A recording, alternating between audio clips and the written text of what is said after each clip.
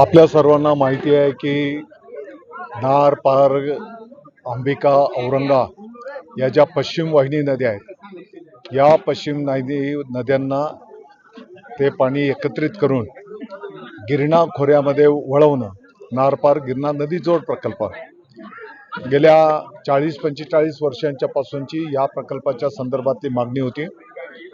2004 मध्ये या प्रकल्पाला कॅबिनेटने मान्यता दिली आणि आत्ताच्या घडीला या मूळ प्रकल्पाचं वर्क ऑर्डर पण त्या ठिकाणी झालेली आहे। याच प्रकल्पाचा एक भाग म्हणून मालेगाव तालुक्याच्या मोसमसाळ कालव्याचं माती कामाचं काम त्या ठिकाणी सुरू करण्यात आलेलं आहे आणि मागच्या महिन्यापासून सुरू झालेल्या या कामाची पाहणी करण्यासाठी आज परिसरातले सर्व शेतकरी बांधव या ठिकाणी आलेले होते।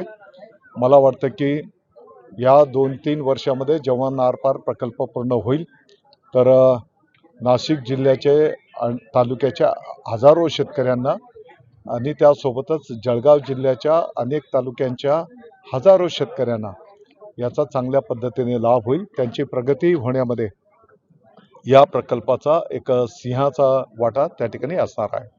सिमेंट कॉन्क्रीटवरून बरेचशा शेतकऱ्यांचा काही गैरसमज आहे की त्यामुळे काही विरोध होतोय। काही ठिकाणी काही लोक अफवा उठवतात की आता लाइनिंग केलं जाणार आहे आणि त्यामुळे जे काही त्या भागामध्ये पर्क्युलेशनच्या माध्यमातून जे काही पाणी मिळायचं ते पाणी मिळणार नाही। तर हे स्पष्ट करण्यात आलेलं आहे की असा कुठलाही प्रकार त्या ठिकाणी होणार नाही, परंतु शास्त्रीय पद्धतीने त्या कॅनॉलवरची स्ट्रक्चर बांधत असताना स्ट्रक्चरच्या सुरुवातीला आणि शेवटी पण त्या ठिकाणी पाण्याचं पर्क्युलेशन होऊ नये, माती भराव खचू नये म्हणून लाइनिंग करावं लागतंय।